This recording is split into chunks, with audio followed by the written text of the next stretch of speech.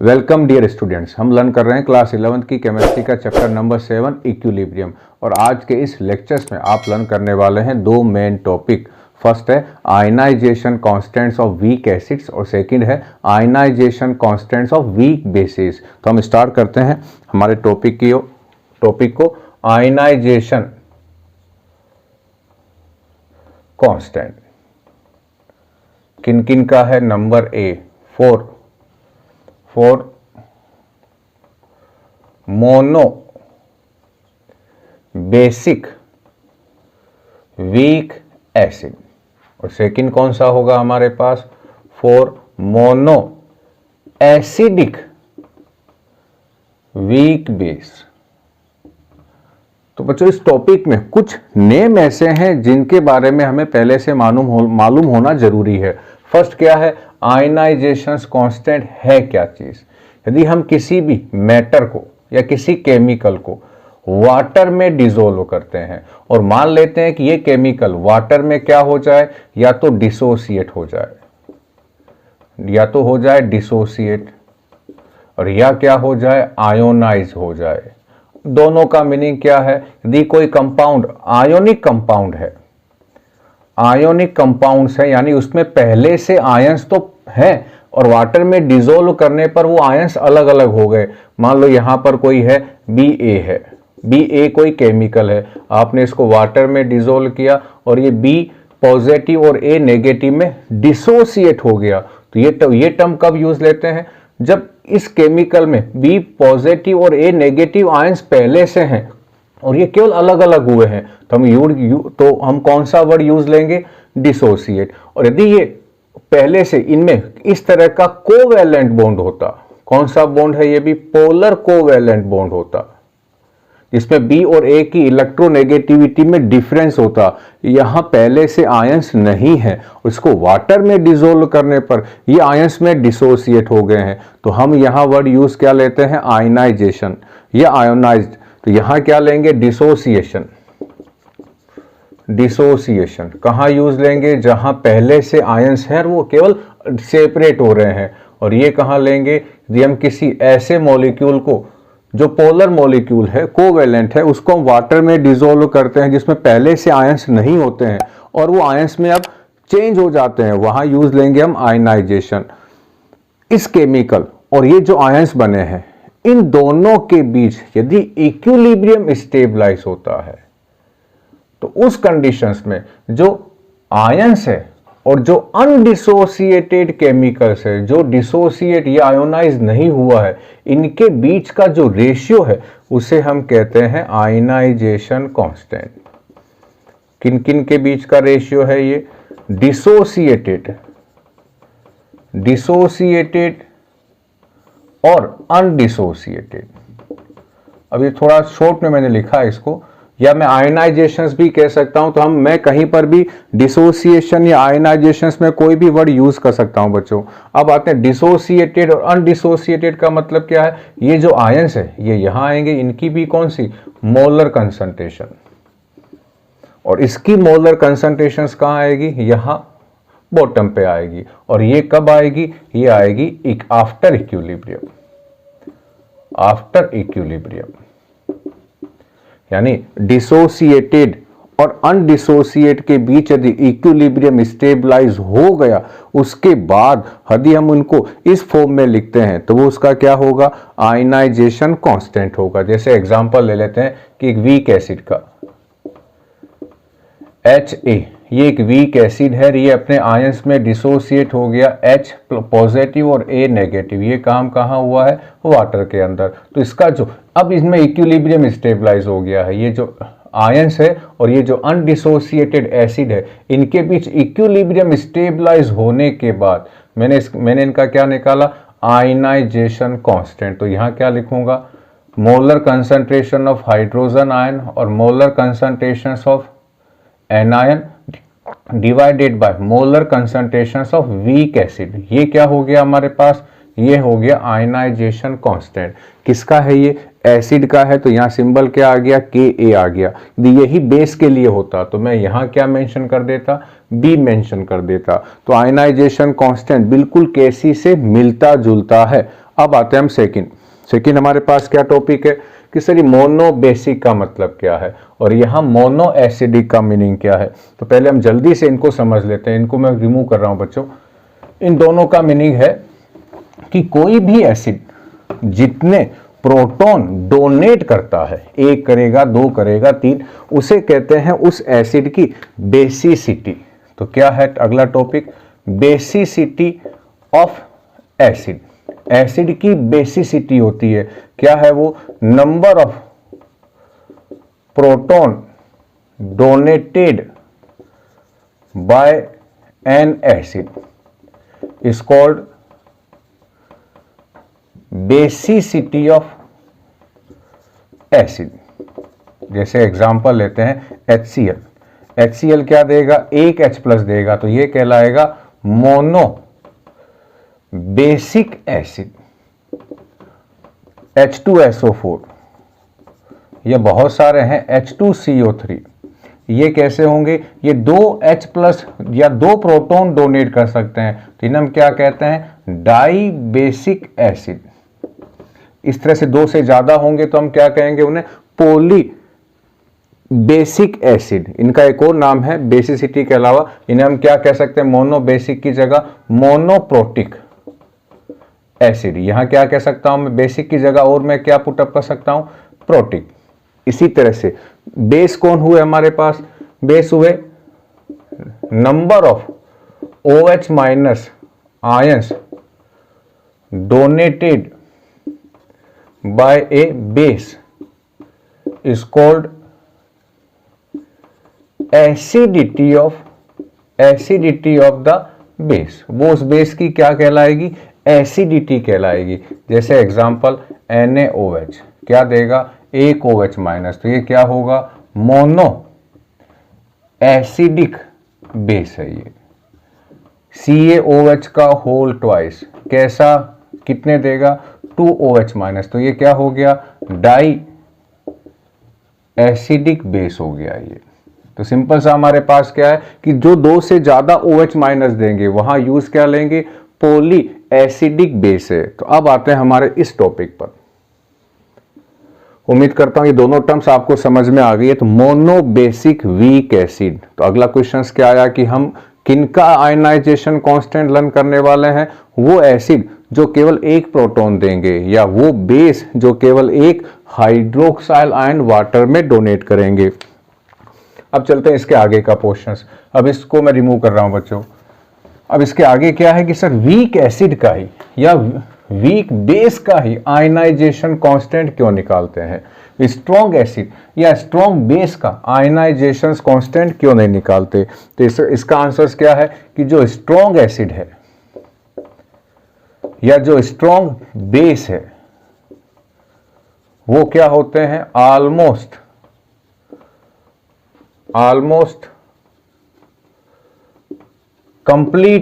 Completely ionised हो जाते हैं। वो पूरे के पूरे आयंस में डिसोसिएट या आयोनाइज हो जाते हैं। जैसे एग्जांपल ले लूं HCl का। HCl को दिया वाटर में डिसोल्व करते हो तो लगभग पूरा का पूरा HCl H+ और Cl- आयंस में डिसोसिएट हो जाता है। तो ये पोर्शंस बचता ही नहीं है, पहला। सेकंड, यदि ये नहीं बचेगा और ये दोनों आपस में रिएक्शंस करके ये भी नहीं बनाते हैं तो क्या हुआ, रिएक्टेंट भी नहीं हमारे पास है और रिवर्सिबल रिएक्शंस भी नहीं हो रही है। ये जब दोनों होगी ही नहीं, ये नहीं हो रही, ये है नहीं, तो कौन सा कंसेप्ट नहीं लगेगा, इक्विलिब्रियम नहीं होगा। और जब इक्विलिब्रियम ही नहीं होगा तो के यानी आयनाइजेशन कांस्टेंट के का मेजरमेंट भी नहीं करेंगे। इसीलिए स्ट्रॉन्ग एसिड और स्ट्रॉन्ग बेस में के कंडीशंस में आयनाइजेशन कांस्टेंट का रोल नहीं है। अब बच्चों एक और क्वेश्चन यहीं पर ये ध्यान रखना, एसिड के लिए और बेस के लिए, किसी भी एसिड की जो कंसंट्रेशन होती है, जो उस एसिड की कंसंट्रेशन है, कंसंट्रेशन ऑफ एसिड, वो ही कंसंट्रेशन किसकी होगी, कंसंट्रेशन ऑफ हाइड्रोजन आयन। ये किसके पर अप्लाई होती है, फॉर स्ट्रॉन्ग एसिड के लिए। किसी भी स्ट्रॉन्ग एसिड की जो कंसंट्रेशंस है वो ही उसके हाइड्रोजन आयन की भी कंसंट्रेशंस होगी। जैसे एग्जांपल ले लेता हूँ 0.1 m HCl, ये है इस एसिड की कंसंट्रेशंस। तो इस एसिड में हाइड्रोजन आयन कितने होंगे 0.1 m, ये हाइड्रोजन आयन की कंसंट्रेशन इसके इक्वल होगी।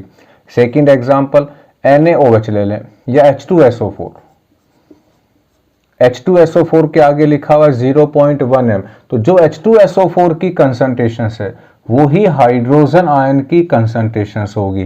बस थोड़ा सा हमें चेक क्या करना पड़ेगा कि ये एसिड कितने हाइड्रोजन आयन या प्रोटॉन डोनेट करता है, उसको हमें उससे मल्टीप्लाई करना होगा।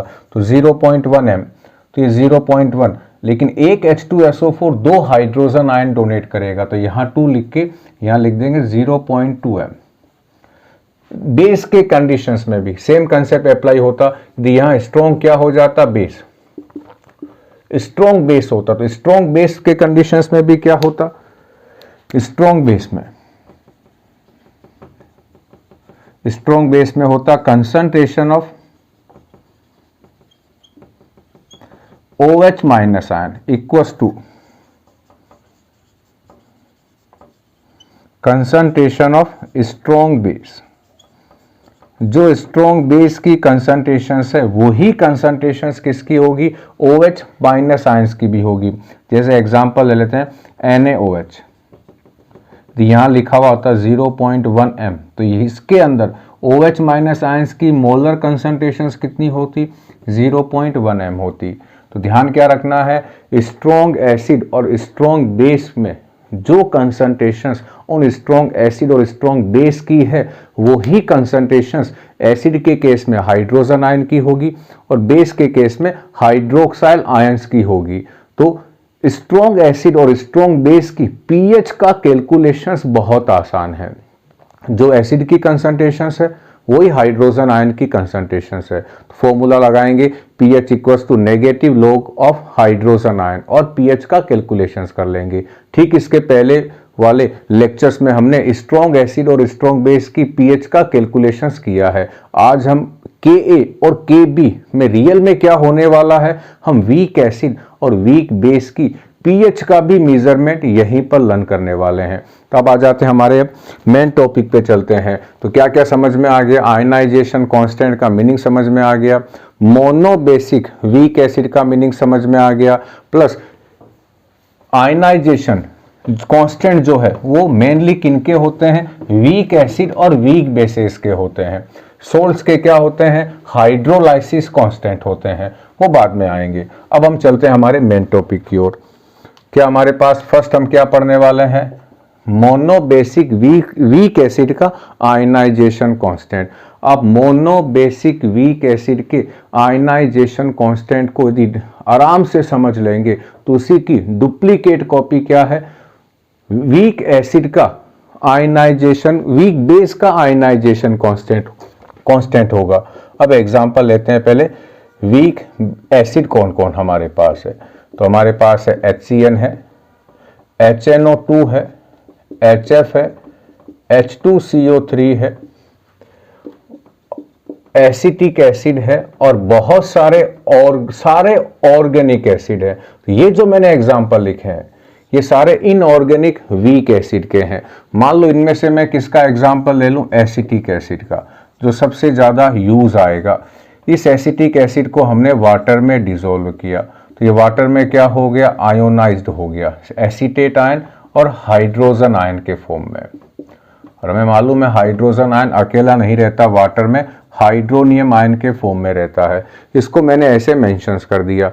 अब यदि मैं इसका Ka का फॉर्मूला लिखूं, इसके Ka का फॉर्मूला, तो इसका Ka क्या हो गया, फर्स्ट हमें मालूम क्या हो कि यह है ionization constant for weak acid.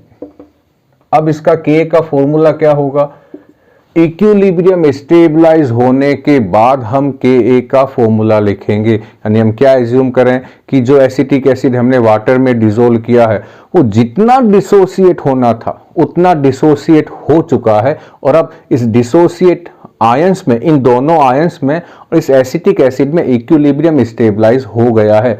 Equilibrium stabilise होने के बाद इसका Ka क्या होगा, एसीटेट आयन की कंसंट्रेशंस, हाइड्रोजन आयन की molar concentrations divided bye acetic acid की मोलर कंसंट्रेशंस इक्विलिब्रियम पर, ये इसका K है। अब बच्चों यहाँ समझना काम की चीजें आने वाली है। फर्स्ट हमारे पास क्या है, यहां से देखें, ये जो H है इस हाइड्रोजन आयन की कंसंट्रेशन ज्यादा होगी तो Ka ज्यादा होगा, ये ज्यादा है तो Ka की वैल्यू ज्यादा आएगी। तो यह रिलेशंस क्या आया कि यदि किसी एसिड का, वीक एसिड का, यदि किसी वीक एसिड का Ka ज्यादा है, इसका मतलब है कि उसके अंदर हाइड्रोजन आयन की मोलर कंसंट्रेशंस ज्यादा है। और यदि किसी दो सेकंड एसिड, ये 1 मान लेता हूं, ये 2 मान लेता हूं, ये फर्स्ट एसिड हमारे पास है, ये सेकंड एसिड है, दोनों एसिड वीक एसिड है। पहले एसिड का Ka1 ज्यादा है, दूसरे एसिड का Ka1 है, तो उसमें हाइड्रोजन आयन की कंसंट्रेशंस भी कम होगी। तो हम Ka की वैल्यू से क्या निकाल सकते हैं, relative strength of weak acids. हम इन दोनों के Ka की वैल्यू से क्या निकाल सकते हैं, इनकी रिलेटिव स्ट्रेंथ को कैलकुलेट कर सकते हैं। दूसरी चीज यहीं पर समझना, ये वीक एसिड कितना डिसोसिएट होता है, तो हमें मालूम है जो अल्फा होता है, जिसे हम क्या कहते हैं, डिग्री ऑफ डिसोसिएशन, वो वीक के कंडीशंस में, चाहे वीक एसिड हो चाहे वीक हो, वो 5% से कम होती है। 5% का मीनिंग कितना हुआ, अल्फा की वैल्यू होगी 0.05। इसका मतलब ये हुआ कि यदि आप इस एसिटिक एसिड का 1 मोल लेते हैं, 1 मोल, उसमें से 0.05 मोल ही डिसोसिएट होता है, यानी अल्फा बहुत कम है। और यदि हमारे पास किन्हीं दो एसिड के अल्फा हो, ये एसिड नंबर 1, ये एसिड नंबर 2, ये एसिड ए और ये एसिड बी, यदि हमारे पास इन दोनों के अल्फा हो, अल्फा ए और अल्फा बी, तो हम इनको कंपेयर करके भी क्या निकाल सकते हैं, रिलेटिव स्ट्रेंथ। जिसका अल्फा ज्यादा होगा वहां हाइड्रोजन आयन ज्यादा होंगे, और जहां हाइड्रोजन आयन ज्यादा होंगे उसका Ka भी ज्यादा होगा। तो हम किन्हीं भी दो एसिड की रिलेटिव स्ट्रेंथ किससे मेजर कर सकते हैं, उनके अल्फा से मेजर कर सकते हैं या उनके डिसोसिएशन कांस्टेंट से मेजर कर सकते हैं। हम उन दोनों को कंपेयर करेंगे, जिसका Ka ज्यादा होगा वो उन दोनों में से कंपैरेटिवली स्ट्रॉन्ग एसिड होगा। इस Ka का एक्सप्रेशन क्या होगा, तो मैं ये पोर्शंस रिमूव कर रहा हूं बच्चों, ये वाला ध्यान रखना। Ka पर जो कंसेप्ट लगेंगे वो सारे के सारे कहां लगने वाले हैं, Kb पर भी लगने वाले हैं। तो आप Ka को ढंग से समझना, आपको Kb अपने आप समझ में आ जाएगा।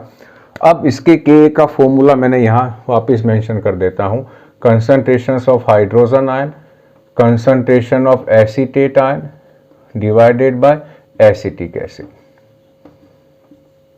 की कंसंट्रेशंस। अब यहां जाते हैं, मान लो कि इनिशियल में टाइम जब 0 था, जब हमने इसको वाटर में डिसॉल्व ही नहीं किया, तब इसकी जो कंसंट्रेशंस है वो मैं 1 मान लेता हूं।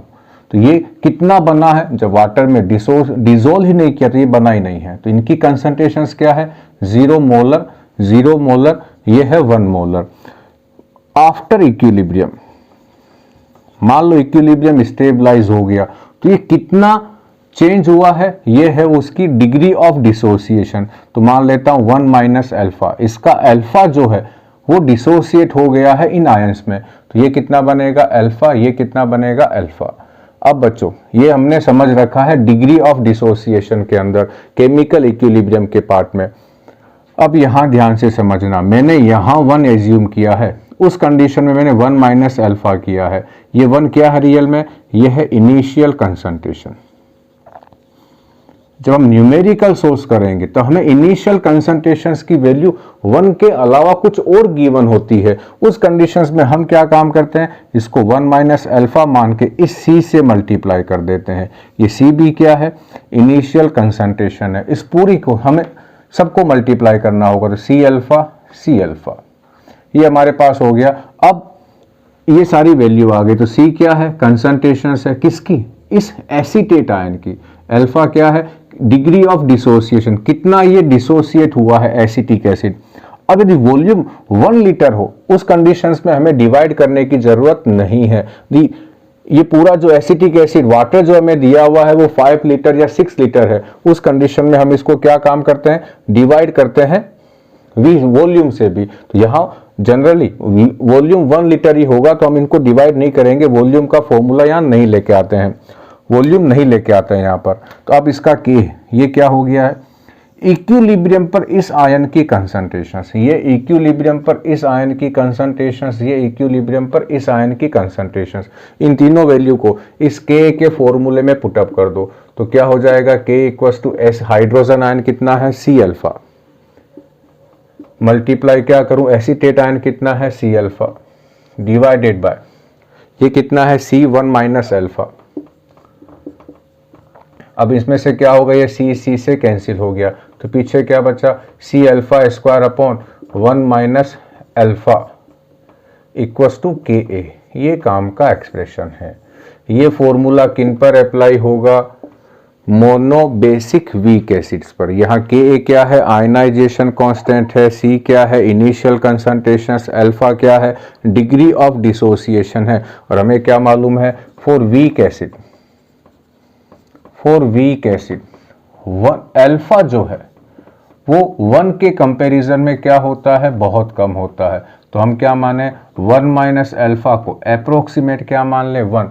तो ये 1 माइनस अल्फा कितना हो गया, 1। तो Ka का फॉर्मूला क्या आया, C अल्फा स्क्वायर, या मैं क्या कह दूं, अल्फा स्क्वायर इक्वल्स टू क्या हुआ, K अपॉन C, या अल्फा इक्वल्स टू क्या हुआ, root Ka upon C। Ka क्या होता है, K तो कांस्टेंट है, आयनाइजेशन कांस्टेंट है, तो यह रिलेशंस क्या आया, अल्फा जो है वो रेसिप्रोकल है रूट ऑफ कंसंट्रेशंस के, और कंसंट्रेशंस जो है और वॉल्यूम में हमें मालूम रिलेशंस क्या है। एक और क्या कह सकता हूं कि यदि कंसंट्रेशंस पानी मिलाते हो तो वॉल्यूम बढ़ता है, कंसंट्रेशंस कम होती है। तो यहाँ क्या कह सकता हूं, अल्फा किसके प्रोपोर्शनल है, root of volume of the solution. ये हमारे पास क्या आया है, Ka का फॉर्मूला आया है। यहां से आपको नंबर 1 ये याद रखना है, और नंबर 2 ये रिलेशन से याद रखना है कि जो डिग्री ऑफ डिसोसिएशन है वो एसिटिक एसिड के कंसंट्रेशंस के रूट के रेसिप्रोकल है, या इस एसिटिक एसिड जिसके अंदर है उस सॉल्यूशंस का जितना ज्यादा वॉल्यूम होगा उसके अंदर का अल्फा यानी इसकी डिग्री ऑफ डिसोसिएशन उतनी ही ज्यादा होगी। तो ये फॉर्मूला किसके लिए आया है, ये आया है ionization constant of weak acids के लिए, और यहां से हमने क्या निकाला, आयनाइजेशन डिग्री ऑफ डिसोसिएशन और कंसंट्रेशंस के बीच रिलेशंस हो गया है। अब बच्चों इसको मैं रिमूव कर रहा हूं, और इसी तरह से मैं चाहूं तो क्या निकाल सकता हूं, वीक बेस का। तो जल्दी से मैं क्या निकाल लेता हूं, वीक बेस का आयनाइजेशन कांस्टेंट, इसको रिमूव कर देते हैं। अब लर्न कर लेते हैं वीक मोनो एसिडिक बेस का आयनाइजेशन कांस्टेंट, जिसे हम क्या कहने वाले हैं, Kb। एग्जाम्पल ले लेते हैं अमोनियम हाइड्रोक्साइड। इस अमोनियम हाइड्रोक्साइड को हमने कहाँ डिसोल्व किया, वाटर में डिसोल्व किया। डिसोल्व करने के बाद क्या क्या बनेगा, अमोनियम आयन प्लस साथ में क्या बनेगा, हाइड्रोक्साइल आयन। अब इसके Kb का फॉर्मूला मैं क्या लिखने वाला हूँ, इक्विलिब्रियम स्टेबलाइज होने के बाद अमोनियम आयन की मोलर कंसंट्रेशंस, हाइड्रोक्साइल आयन की molar concentrations divided by ammonium hydroxide की molar concentrations after stabilizing equilibrium. Equilibrium stabilize हो गया, वो Kb का फॉर्मूला हो गया। फिर हम क्या ले लेते हैं, T बराबर 0 होता है, इसका मतलब इसको मैंने वाटर में डिसोल्व ही नहीं किया है, ये दोनों आयंस बनेंगे नहीं। तो ये कितना मान लेता हूँ 1, ये कितना मानूं 0, ये कितना मानूं 0। 8 इक्विलिब्रियम, मान लो इक्विलिब्रियम स्टेबलाइज हो गया, और इस अमोनियम हाइड्रोक्साइड का कुछ पोर्शन जिसे हम कहते हैं डिग्री ऑफ डिसोसिएशन चेंज हो गया है इन आयंस में। तो ये कितना बना अल्फा, ये भी कितना बना अल्फा। अब इस पूरे फैक्टर्स को मैं किससे मल्टीप्लाई कर दूं, सी से। ये सी क्या है, इनिशियल कंसंट्रेशन है। हम जब न्यूमेरिकल करेंगे तब आपको समझ में आ जाएगा सी का रोल क्या है। तो इस पूरे को मल्टीप्लाई कर दो सी से। अब सी से मल्टीप्लाई करने के बाद इन सब की वैल्यू वहां पुटअप कर दो। वॉल्यूम से कब डिवाइड करेंगे या नहीं, वो डिपेंड किस पे करेगा कि जो NH4OH जिस वाटर के अंदर है उस वाटर का जो वॉल्यूम है वो कितना है। जनरली वाटर का जो वॉल्यूम है वो 1 लीटर होता है। तो मैं इसको फिर रिमूव कर देता हूं, वॉल्यूम का रोल नहीं लेंगे। अब इसके सारी वैल्यू कहाँ पुटअप कर दूं, Kb के फॉर्मूले में। तो क्या हो जाएगा, Kb equals to ammonium ion, ammonium hydroxyl तो C alpha multiply by C alpha divided by C1 minus alpha. C से C एक कैंसिल, पीछे क्या बचा, C alpha square upon 1 minus alpha. ये हो गया Kb का फॉर्मूला। तो देखो जो Ka का फॉर्मूला था वैसा का वैसा Kb का फॉर्मूला है। यहां पर भी मैं क्या लगा लूं, फॉर वीक बेस में अल्फा की जो वैल्यू है वो 1 से बहुत कम है। तो 1 माइनस अल्फा को अप्रोक्सीमेट कितना मान ले, 1। तो Kb का फॉर्मूला क्या हो जाएगा, C अल्फा स्क्वायर। अब रुकना बच्चों, यहां पर यदि आपको Kb दिया गया है, समझना न्यूमेरिकल में Kb दिया गया हो, इनिशियल कंसंट्रेशंस दी गई हो, तो वहां से आप क्या निकाल लोगे, अल्फा। तो अल्फा का फॉर्मूला क्या है, alpha square equals to Kb upon C। आपने Kb की वैल्यू पुटअप करी, C की वैल्यू पुटअप करी, आपने अल्फा निकाल लिया। अल्फा हो जाएगा root of Kb upon C, या मैं क्या लिख दूं इसको, Kb मल्टीप्लाई बाय V का रूट। ये भी दोनों फॉर्मूले सही हैं। अब बच्चों आते हैं न्यूमेरिकल में क्या आने वाला है। Kb दे दिया, C दे दिया, और आपने क्या निकाली, Kb और C से अल्फा निकाला। समझना, यदि आपने यहाँ अल्फा निकाल लिया तो इस अल्फा की वैल्यू यहाँ पुटअप करो, यहाँ पर। यानी जो हाइड्रोक्साइड आयन है वो किनके इक्वल है, C अल्फा के इक्वल है। यहाँ से आपने अल्फा निकाल लिया है, अल्फा की वैल्यू यहाँ रखो। C क्या है, इनिशियल कंसंट्रेशन से, वो आपके पास आ गई है। तो आप यहाँ से क्या निकाल लिया आपने, हाइड्रोक्साइल आयन की कंसंट्रेशन। और इस हाइड्रोक्साइल आयन की कंसंट्रेशन से आप क्या निकाल सकते हो, उसका POH आ जाएगा ऐसे। और POH आ गया तो आप इस फॉर्मूले से pH plus POH equals to 14 से क्या निकाल लोगे, उसकी pH निकाल लोगे। अब समझना बच्चों, यही कंसेप्ट मैं किस पे लगा सकता हूं, वीक एसिड पे भी लगा सकता हूं। वीक एसिड में भी हम क्या निकालेंगे, अल्फा निकाल लेंगे। वो अल्फा किसके इक्वल होगी, C अल्फा के, और वहां लिखा हुआ था हाइड्रोजन आयन। तो जो C अल्फा आएगा वो उसकी जो वैल्यू है वो हाइड्रोजन आयन की इक्विलिब्रियम पर मोलर कंसंट्रेशंस के इक्वल होगी। C अल्फा से हम क्या निकाल लेंगे, हाइड्रोजन आयन की कंसंट्रेशंस वीक एसिड में, और हाइड्रोजन आयन की कंसंट्रेशन से क्या निकल जाएगी, pH निकल जाएगी। एक और चीज यहीं पर, यदि आपने अल्फा निकाल लिया तो आप इसकी भी इक्विलिब्रियम पर मोलर कंसंट्रेशंस को मेजर कर सकते हैं। यहाँ भी C अल्फा है, यहाँ भी C अल्फा है।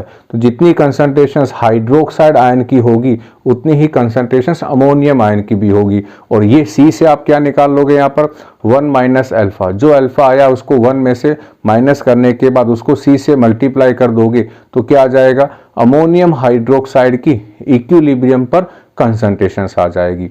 तो मेन क्या चीज़ है, अल्फा आपके पास हो तो आप ये सारी वैल्यू निकाल सकते हो।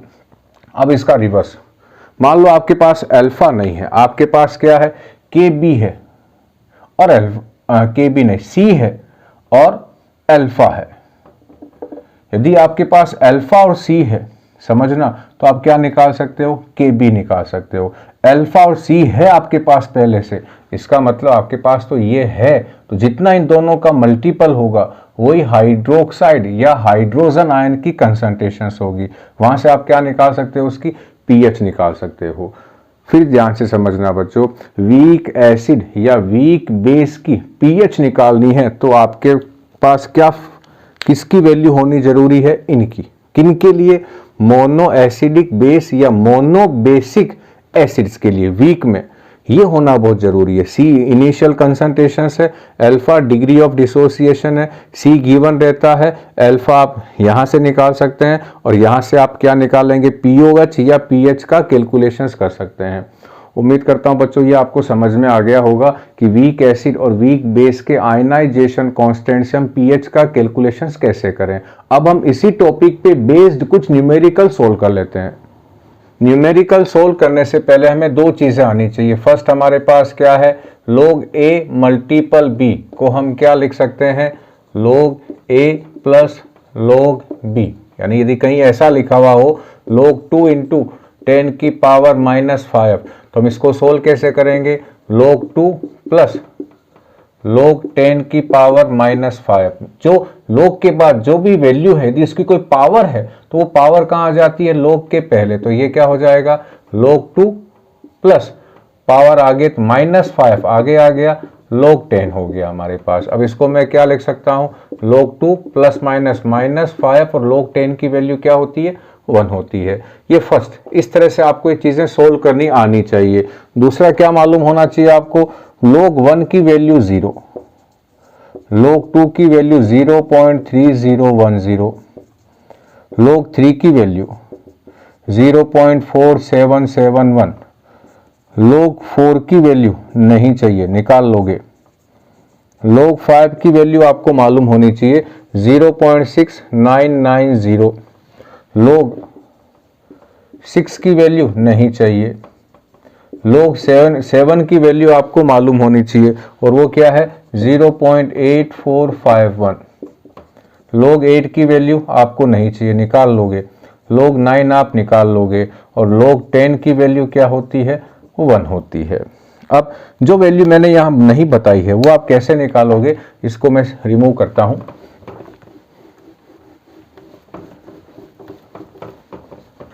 मान लो कहीं लिखा हुआ है log 2, तो आप उसे क्या, इस log 2 को रिमूव करके आप वहां क्या पुटअप कर सकते हो, 3010।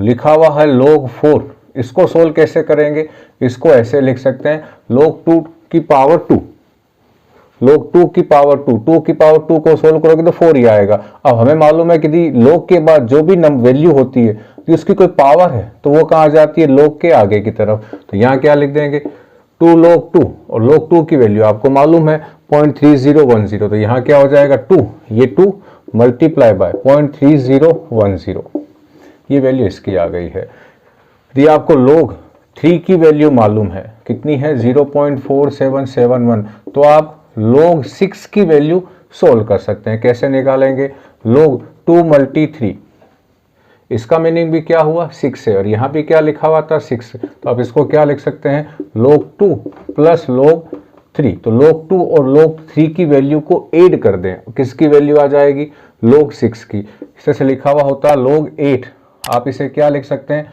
log 2 की पावर 3, या इसे आप ऐसे भी लिख सकते हैं 2 मल्टी 4, उसे भी आएगा 2 मल्टी 2 मल्टी 2, यानी 2 बार जो log 2 की वैल्यू है उसको आप 3 टाइम्स ऐड कर दे तो log 8 की वैल्यू आ जाएगी। तो पीएच के कैलकुलेशंस में या जो हम न्यूमेरिकल लर्न करने वाले हैं उनको सोल्व करने में जो log की प्रॉब्लम आएगी वो आपके यहाँ से रिमूव हो जाएगी, मैक्सिमम प्रॉब्लम रिमूव हो जाएगी। अब चलते हैं हम न्यूमेरिकल में। तो फर्स्ट न्यूमेरिकल में क्या हमारे पास है, फर्स्ट मैं लेता हूं ताकि आपको एक आइडिया हो जाएगा कि स्ट्रॉन्ग एसिड और वीक एसिड के पीएच में डिफरेंस क्या है। तो फर्स्ट मैं क्या निकालूं, स्ट्रॉन्ग एसिड या बेस की पीएच के एक दो सिंपल से एग्जांपल।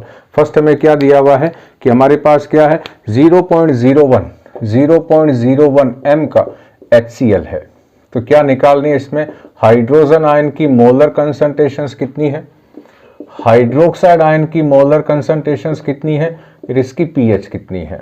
सिंपल सा क्वेश्चन है ये। तो मैंने ठीक आपको इस लेक्चर्स में बताया था कि वीक एसिड के केस में जो एसिड की कंसंट्रेशंस है वही हाइड्रोक्साइड आयन की कंसंट्रेशंस है, तो वही हाइड्रोजन आयन की कंसंट्रेशंस है। तो यहाँ कितनी हुई 0.01 m, और HCl जो है वो एक ही हाइड्रोजन देगा तो इसको 1 से मल्टीप्लाई करेंगे तो यही आंसर आएगा। इसको मैं क्या लिख सकता हूँ 2 इंटू, इसको लिख सकते हैं हम 10 की पावर -2। अब हमें एक और क्या चीज मालूम है, Kw, वाटर का आयोनिक प्रोडक्ट है ये, आयनाइजेशन कांस्टेंट, और इसका फॉर्मूला था Hw, concentration of hydrogen ion, concentration of hydroxide ion equals to 10⁻⁻14। यहां से हमने क्या निकाल ली, हाइड्रोजन आयन। इस फॉर्मूले का यूज करते हुए मैं क्या निकाल सकता हूं, हाइड्रोक्साइड आयन की कंसंट्रेशन क्या होगा, Kw अपॉन हाइड्रोजन आयन की concentration 10⁻⁻14 divided by 10⁻⁻2 equals to 10⁻⁻12। ये किसकी हो गई है, हाइड्रोक्साइल आयन की मोलर कंसंट्रेशंस। और यहां से क्या निकाल सकता हूं मैं, पीएच। क्या फॉर्मूला है, negative log of concentrations of hydrogen ion. इस एसिड के लिए हाइड्रोजन आयन की कंसंट्रेशंस ये रही, इसकी वैल्यू यहां पुटअप कर दो, तो pH equals to negative log 10⁻⁻2। अब इसे सोल्व करोगे तो -2 कहाँ आ जाएगा, आगे की तरफ, तो ये माइनस क्या हो जाएगा, प्लस, तो ये हो गया 2 log 10, और log 10 की वैल्यू 1, तो pH कितनी आ गई, 2 आ गई है।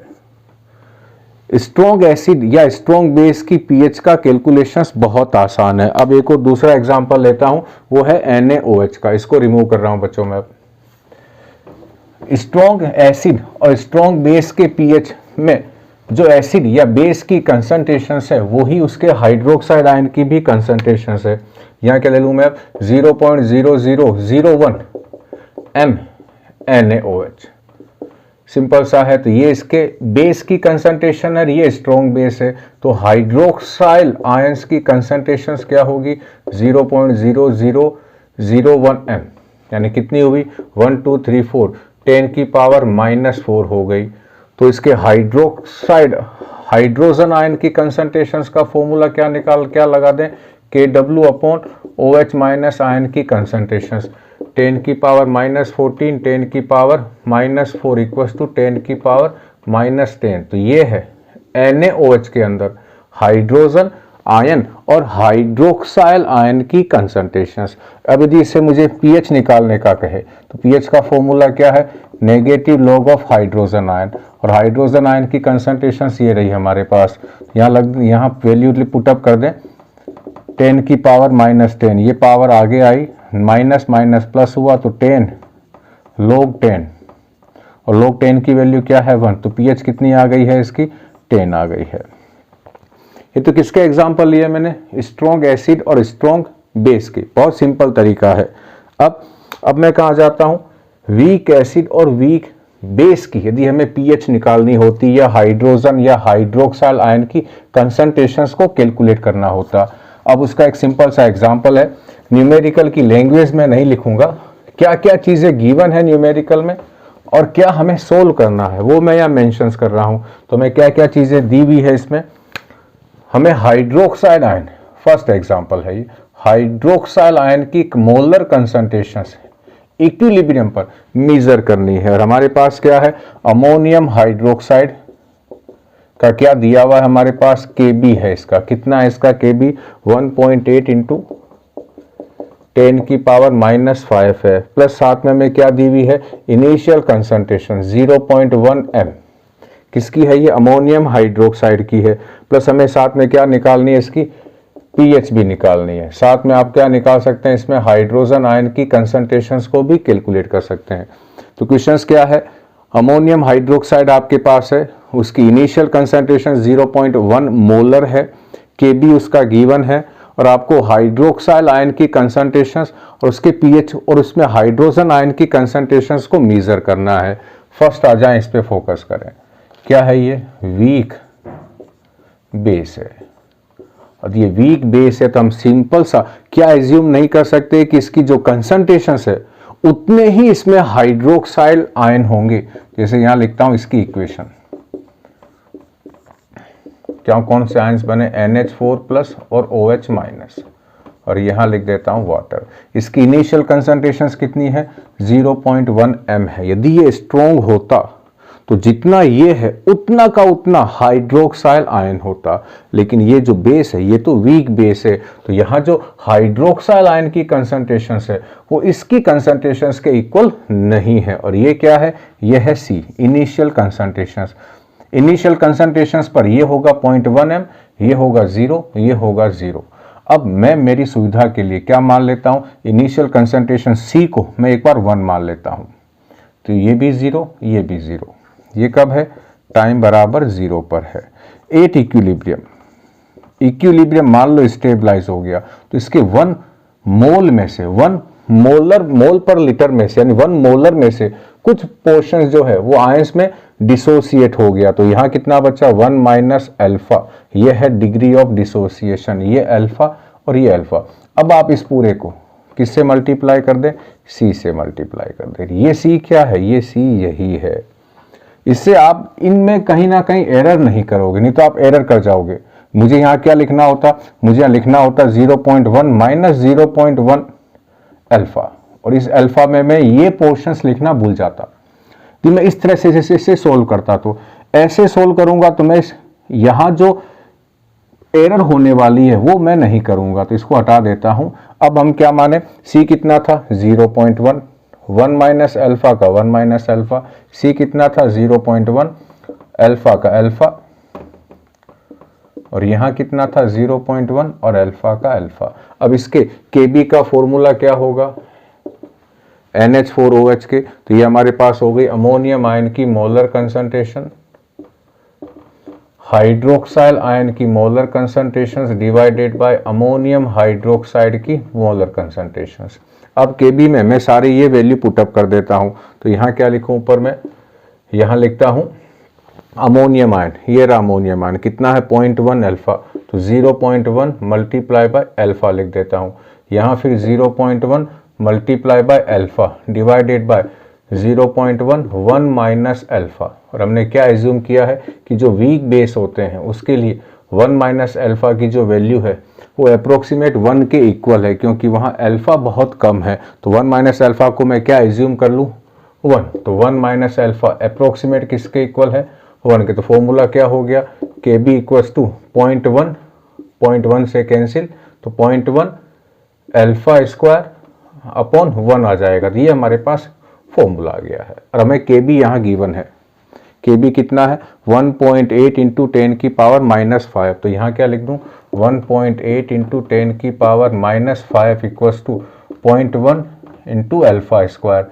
तो अल्फा स्क्वायर इक्वल्स टू क्या हो गया, 1.8 इंटू 10 की power minus 5 divided by 0.1, solve करने पर होगा 1.8 इंटू 10 की power minus 6। Alpha equals to क्या होगा, 1.8 इंटू 10 की पावर माइनस 6 का रूट, और 1.8 का जो रूट है वो है 1.3, और 10 की पावर माइनस 6 का 10 की पावर माइनस 3। ये क्या आ गया हमारे पास, ये अल्फा आ गया है। अल्फा निकाल लिया तो आपने बहुत सारी चीज़ें सोल्व कर ली है। क्या क्या चीज़ें सोल्व कर ली, OH माइनस आयंस की कंसंट्रेशंस इक्विलिब्रियम पर कितनी है, ये रहा OH माइनस, और OH माइनस किसके इक्वल है, ये इसके इक्वल है। तो मैं क्या काम करूं, OH माइनस आयन की concentrations equals to 0.1 multiply by alpha, 0.1 multiply by alpha में 1.3 इंटू 10 की पावर माइनस 3, तो कितना आया 1.3 10 की पावर माइनस 4। ये क्या आ गई है, OH माइनस आयन की कंसंट्रेशंस, ये आ गई हमारे पास। पहला हो निकल गया, अल्फा जरूरी है। अब मैं क्या निकाल रहा हूँ, इसकी pH। तो मेरे पास OH आयन की कंसंट्रेशंस है, हाइड्रोक्साइल आयन की है, तो मैं सीधा पहले क्या निकाल लूँ, इसका POH निकाल लूँ, क्योंकि मुझे मालूम है pH plus POH equals to 14 होता है। तो जी मैं यहाँ से क्या निकाल सकता हूँ, 14 माइनस POH निकाल लेते, तो कितना होगा हमारे पास, POH का फॉर्मूला क्या है, negative log of OH minus ion, और यहाँ हाइड्रोक्साइल आयन की कंसंट्रेशंस कितनी, यही निकाली हम लोगों ने, यही आएगी यहाँ पर, तो माइनस लॉग 1.3 इंटू 10 की पावर माइनस 4। अब इस लॉग को अंदर ले जाएं तो क्या होगा, नेगेटिव को बाहर रखो, लॉग को अंदर ले जाओ, लॉग 1.3 प्लस हो जाएगा, और इस माइनस 4 को आगे ले आऊं तो यहाँ हो जाएगा -4 log 10। ये -4 यहाँ प्लस मल्टीप्लाई किस में चेंज हो गया, प्लस में।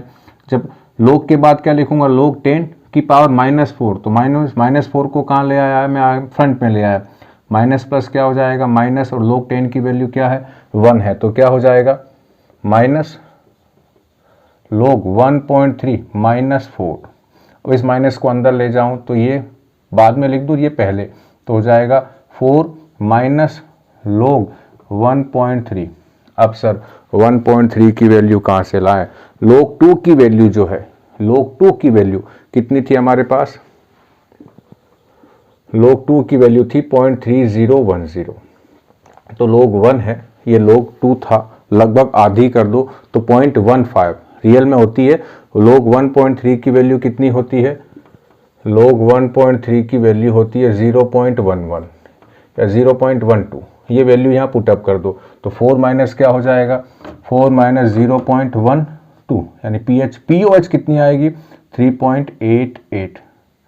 ये तो क्या है, ये तो POH है, ये इसकी POH है, और हमें क्या निकालनी है इसकी PH, तो यहाँ निकाल देता हूँ इसकी PH क्या हो जाएगी इसकी POH इक्वस टू 14 माइनस 3.88, तो कितनी हो जाएगी 10.12, ये क्या हो गई हमारे पास PH कैसी आई है 7 से ज़्यादा है, इसका मतलब ये सॉल्यूशन कैसा है, ये बेसिक है। क्या निकाल लिया हमने, OH निकाल लिया, PH निकाल ली, और आप चाहें तो आप क्या निकाल सकते हैं हाइड्रोजन आयन की कंसंट्रेशंस। कैसे निकालेंगे, फॉर्मूला मैंने लगाया था, लिखा था,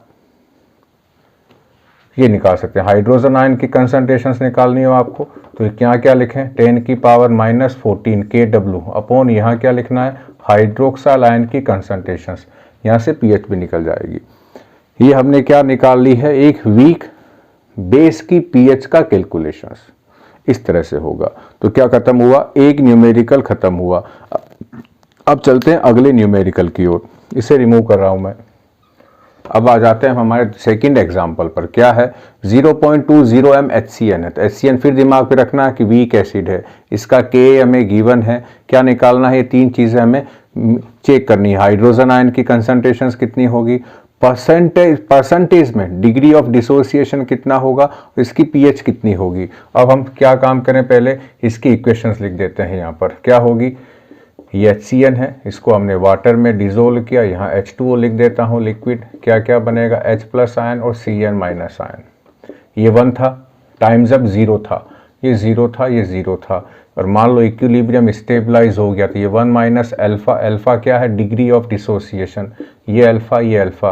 अब इस पूरे को मैं C से मल्टीप्लाई कर देता हूँ, C1 minus alpha, C alpha, C alpha. C क्या है, इनिशियल कंसंट्रेशन है, ये रही जो कितनी है 0.20 m है।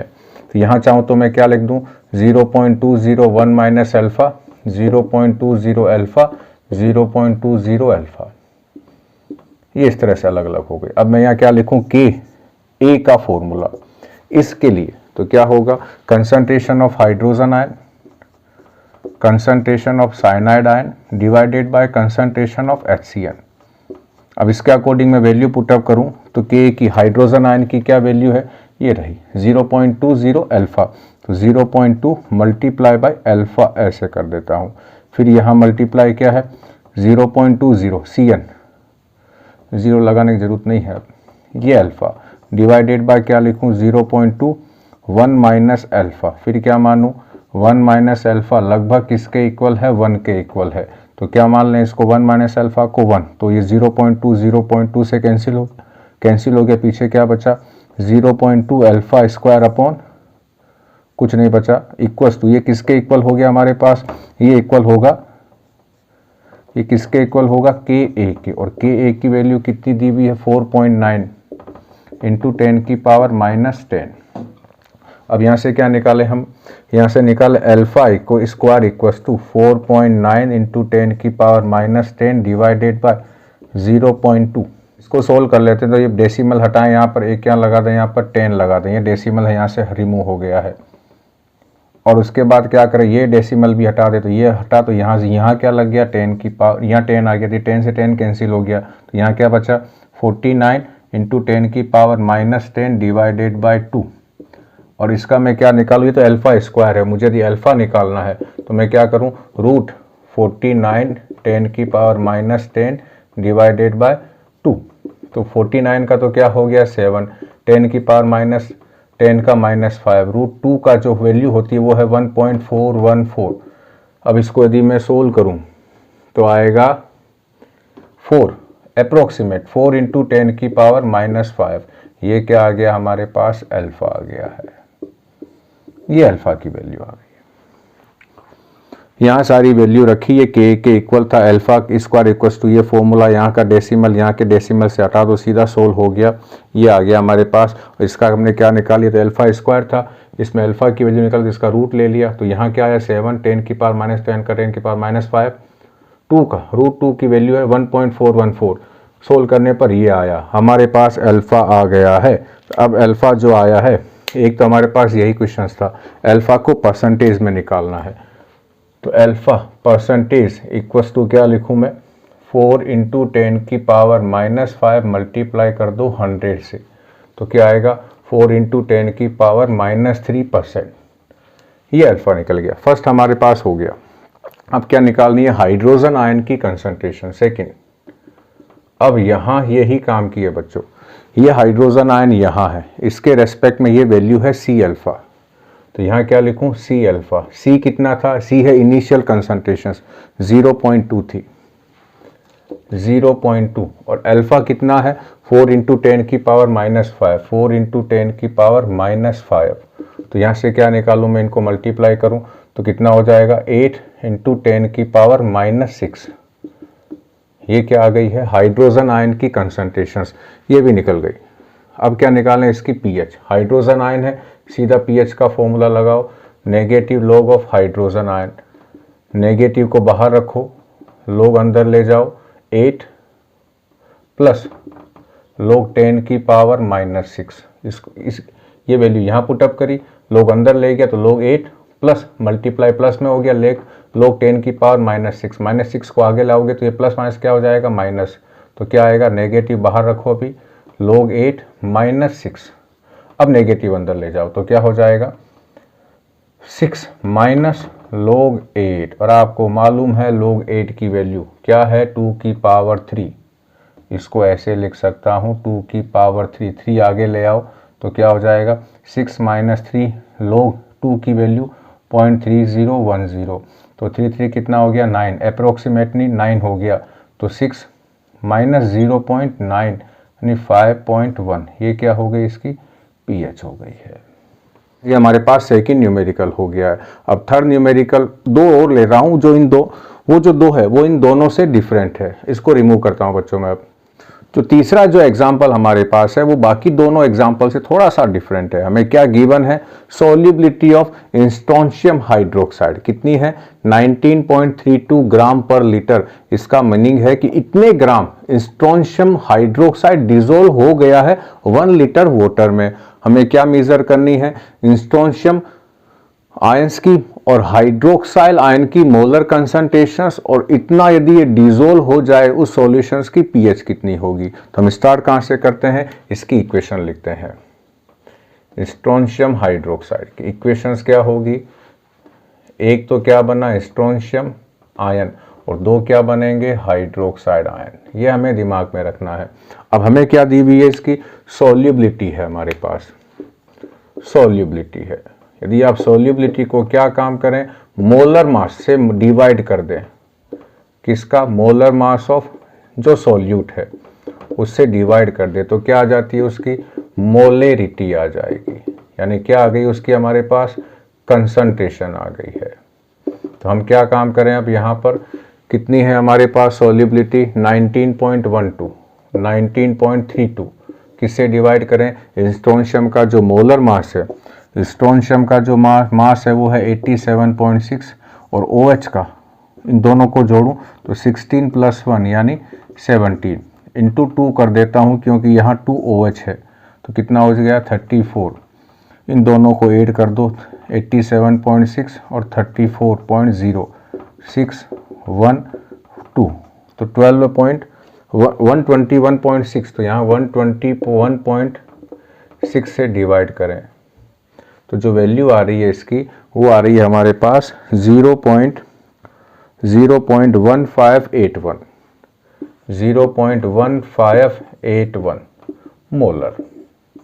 ये क्या आ गई हमारे पास, इसकी कंसंट्रेशंस आ गई है। इसका मतलब इतना ये घुल गया है। अब समझना इस कंसेप्ट को, यहाँ कितना लिखो, इसका मतलब 0.1581। ये कंसंट्रेशंस नहीं है, ये तो वो पोर्शन है जो डिसोसिएट हो चुका है, यानी ये रियल में क्या है, ये अल्फा ही है। इतना ये घुल चुका है इसके अंदर। अब हम क्या करें, यदि इतना ये घुला है तो स्ट्रोंशियम आयन कितने बनेंगे, जितना ये घुला हुआ है। तो स्ट्रोंशियम आयन की जो कंसंट्रेशंस होगी वो भी इतनी ही होगी जितना ये घुला है, 1581 मोलर। जो स्ट्रोंशियम आयन की जो कंसंट्रेशन है वो उतनी ही होगी जितना ये डिसोल्व हुआ है। हाइड्रोक्साइड आयन की जो कंसंट्रेशन है ये काम का है, जितना ये घुला है उसका डबल है, 2 है यहाँ पर। तो यहाँ क्या लिखूं मैं, 2 इंटू 0.1581, तो कितना हो जाएगा हमारे पास यहाँ पर 0.3162 मोलर। ये क्या हो गया हमारे पास, ये हाइड्रोक्साइड आयन हो गए हैं। अब इतना यदि आप कर लेते हो तो आपने यदि यहाँ OH आयन की कंसंट्रेशंस पता लगा ली है, तो आप यहाँ से अब क्या पता लगा सकते हो, उसकी pH कैसे पता लगाएंगे, आप पहले इसकी POH को मेज़र कर लो। कैसे मेज़र करेंगे, नेगेटिव लॉग ऑफ 3162, ये तो कंसंट्रेशंस है, हाँ 0.3162।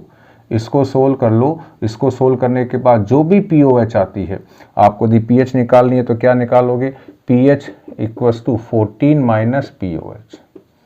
ये निकाल के उसकी POH निकाल लो। ये बाकी का पोर्शन बच्चों आसान है। मैं इसको ऐसे लिख सकता हूँ 3 × 10⁻⁻1। आप यहाँ से चाहे तो आप निकाल सकते हैं।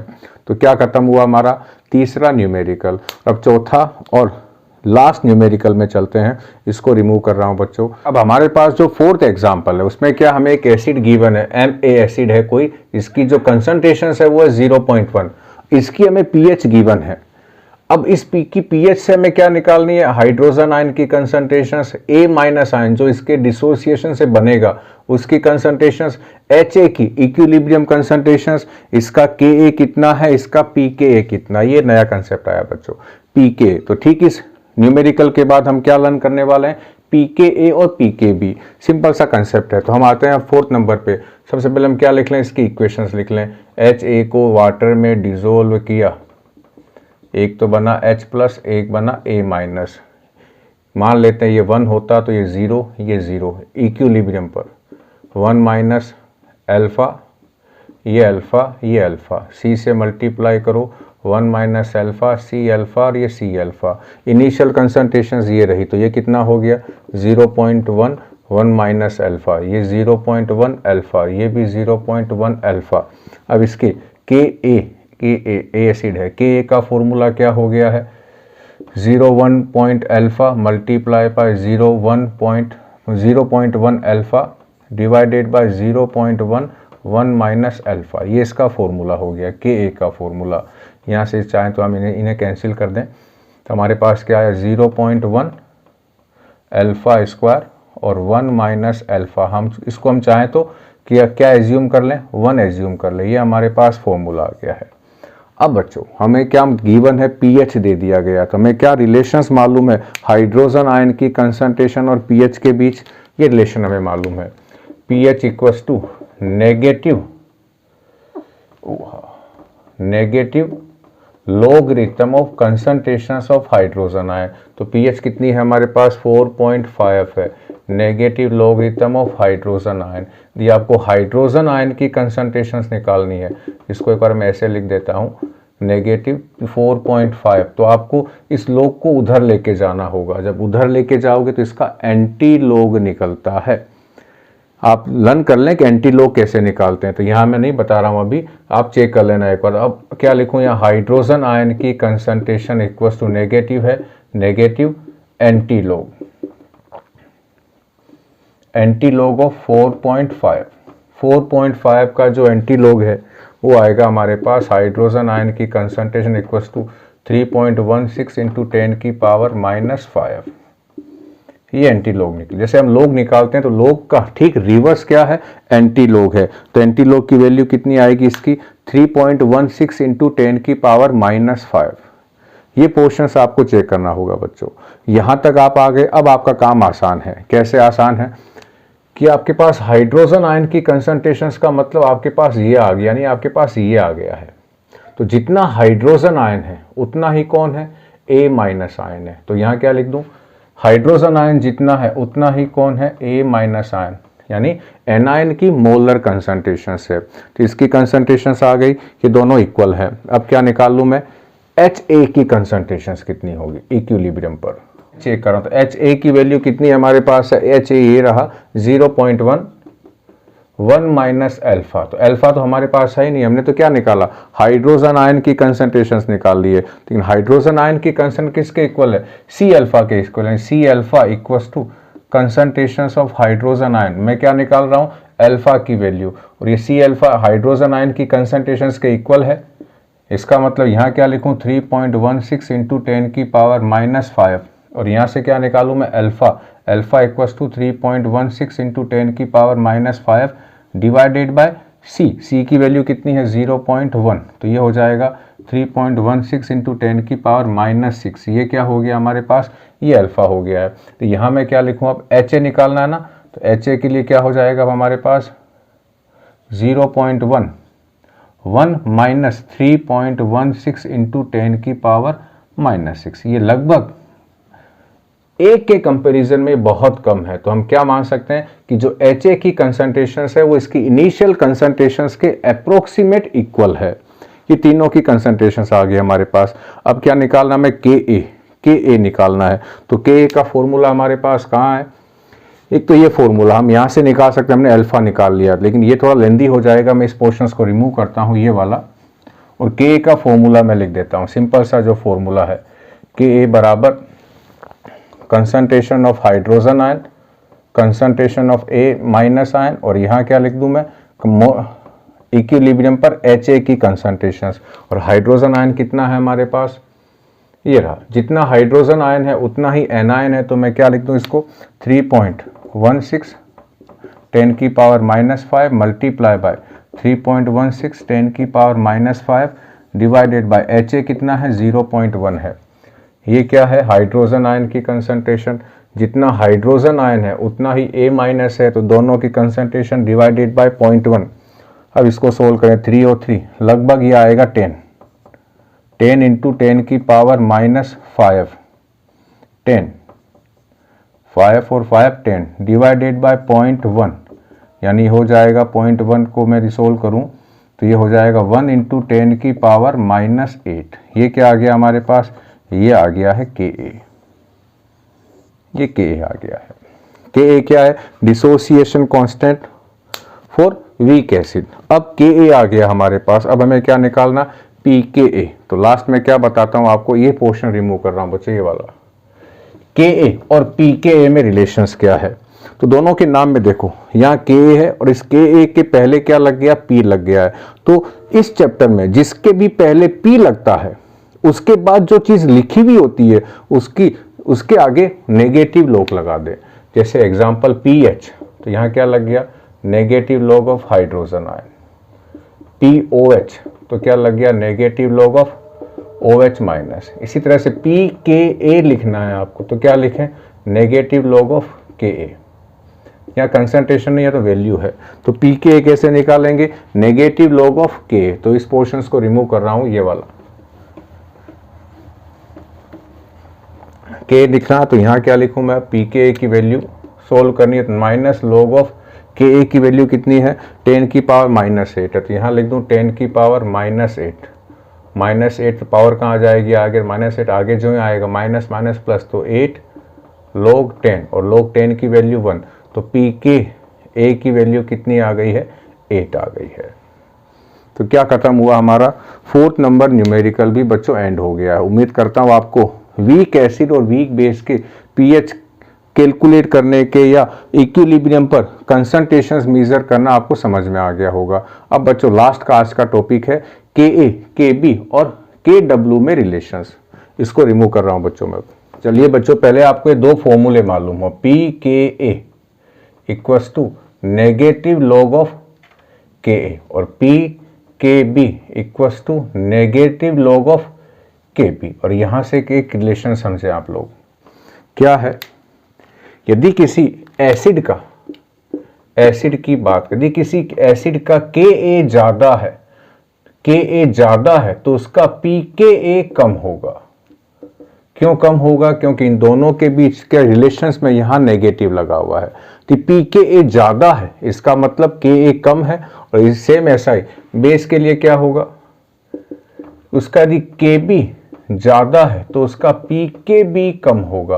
तो बेस के लिए फॉर्मूला क्या है, pKb equals to negative log of Kb। अब एक और देखें रिलेशंस, Ka ज्यादा है, इसका मतलब उसमें हाइड्रोजन आयन की कंसंट्रेशन ज्यादा है, इसका मतलब उसकी pH कम है, इसका मतलब उसका pKa कम है। Ka ज्यादा है, इसका मतलब ये हमने पहले ही समझ लिया था, Ka ज्यादा यानी हाइड्रोजन आयन ज्यादा है। और हाइड्रोजन आयन जितने ज्यादा होते हैं उस एसिड की एसिडिक स्ट्रेंथ ज्यादा होगी तो उसकी pH कम होगी, तो उसकी pH कम है। और Ka ज्यादा है तो pKa क्या होगा, उसका कम होगा। इस तरह का रिलेशंस मैं कहाँ लगा रहा हूँ, बेस पे लगा रहा हूँ। आप समझना, Kb ज्यादा है, इसका मतलब उसका pKb कम है। Kb ज्यादा है, इसका मतलब उसमें OH माइनस आयन ज्यादा है, इसका मतलब उसकी pH ज्यादा है। क्योंकि बेस में pH जितनी ज्यादा होती है उस बेस की बेसिक स्ट्रेंथ उतनी ज्यादा होती है। तो ये दो फॉर्मूले याद रखना बच्चों, pKb और pKa का। अब आ जाते हैं अगला हमारे पास क्या, relation between Ka, Kb and Kw। क्या है समझना, Ka क्या है, यहां Kb क्या हो समझना। ये Ka क्या है, आयनाइजेशन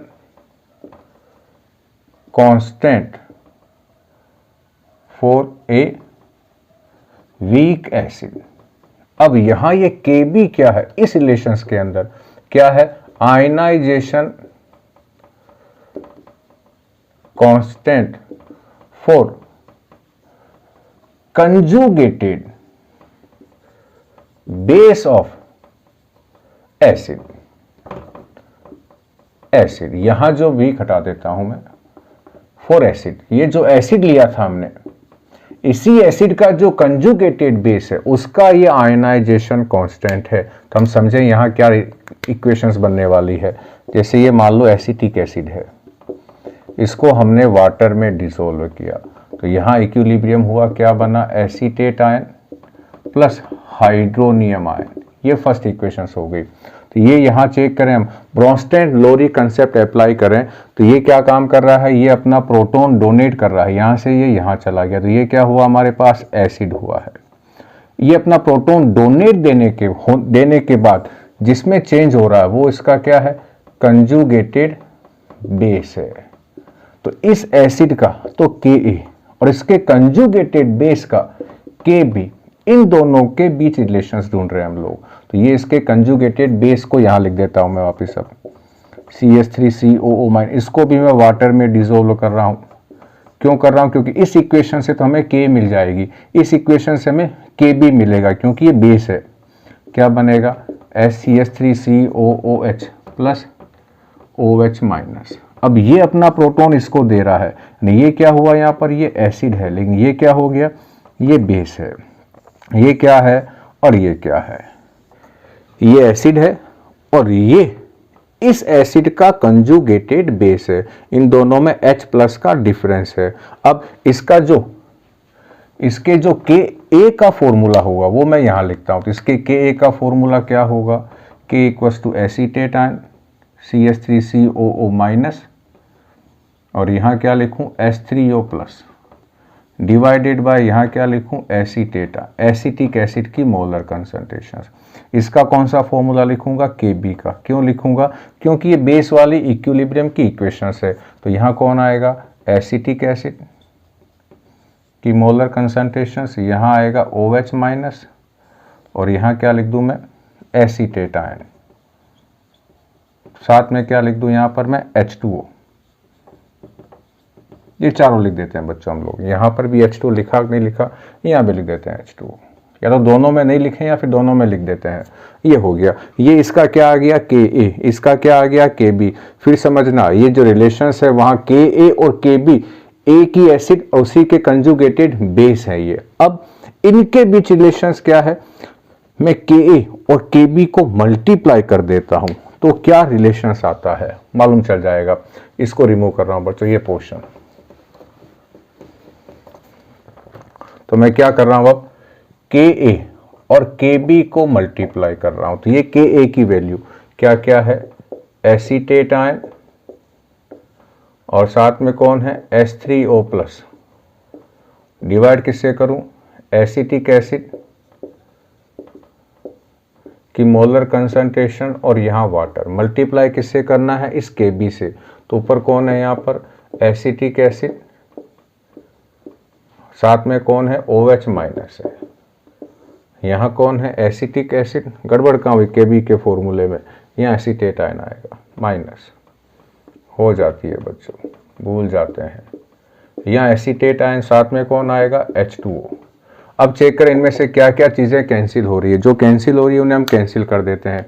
तो ये गया H2O और कहाँ है, एसीटेट आयन से एसीटेट आयन गया, और कौन बचा इधर 2 H2O बचे। तो ऊपर क्या बचा हमारे पास इक्वेशंस, एक तो बचा H3O+ और एक क्या बचा है OH-, और यहाँ क्या बचा है H2O और H2O। और क्या मैंने कहा था कि ये दोनों H2 हम यहाँ नहीं लिखें, ये दोनों में नहीं लिखता तो ये इस इक्वेशंस में नहीं आते। और ये मैं इनको हटा देता हूँ, यहाँ से भी हटा देता हूँ और यहाँ से भी हटा देता हूँ। क्यों नहीं लिखें, क्योंकि इनकी जो मोलर कंसंट्रेशन है वो लगभग कांस्टेंट रहती है। इन दोनों को हम यहाँ नहीं लिखें तो ये फॉर्मूला आ गया। और ये फॉर्मूला किसका है, इसको मैं और क्या करके लिख सकता हूँ, H+ आयन और OH- आयन, और ये क्या है, ये Kw है। इसका मतलब रिलेशंस क्या हुआ कि Ka multiply by Kb, Ka multiply by Kb किसके इक्वल है, Kw के इक्वल है। और Kw की वैल्यू कितनी है, 10⁻⁻14 है। ये बच्चों एक नया रिलेशंस आ गया है। अब मैं इस पोर्शंस को साफ कर रहा हूँ, ये वाला पोर्शन, ये वाला जो है ये साफ हो जाए।